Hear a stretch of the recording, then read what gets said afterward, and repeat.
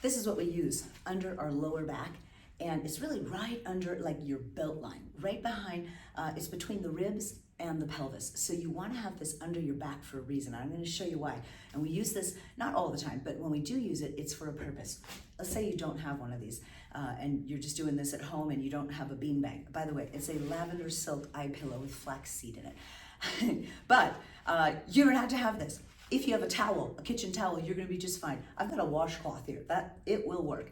Now, if I had a bigger one, I might have to fold it in half. I'm just gonna, you see, this is about the same length, right? I'm just going to take it and I'm going to just roll it up because this does the same idea exactly. All right, so you've got yourself a beanbag now. All right, I'm gonna use this beanbag and show you how to set it up. When we lay down, I won't put it in there yet. I'll show you how it goes. You're gonna push away. Your feet can be down here, up here, wherever. Push to the back. Now look at my back. You see how I have that hollowed out part right there? This is gonna go right underneath that. Now I have everybody has a way they like that lavender silk eye pillow, all those little lavender pieces. There's a way we each like them. I like mine a little thinner. Some people might like it bigger.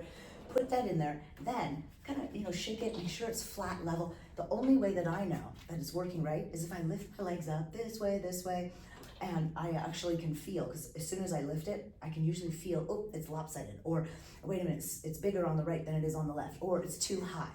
Now, what we're doing with this is we want to be able to lift our head shoulders. Now look, we're lifting and pressing into the beanbag. So we don't move the pelvis stays in a neutral position. That's pubic bone level with the hip bone. The other part is lifting the pelvis. Now we're gonna stabilize up here by holding underneath the wood, underneath here, or if you have posts, you can do that. You're gonna reach up or bend your knees. That's a little easier. So you choose what's right. Now watch, when I lift, I curl into the beanbag, over the beanbag, and I try to crush down my ribs. So I'm really not just stopping on the top of the beanbag, I'm rolling all the way over it and pressing in that space right at the edge where my bottom rib is getting to the mat.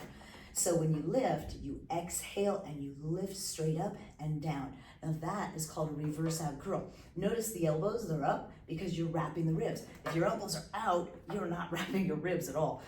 Feel the difference when you get on the reformer. Now this is a common exercise that you would do at core 10 with this under your back. You could take your arms, lower. Now watch, I'm lifting my pelvis, I'm crushing my ribs, and then I lower, maybe I add a leg forward. Some people do it like this, they lift and then extend.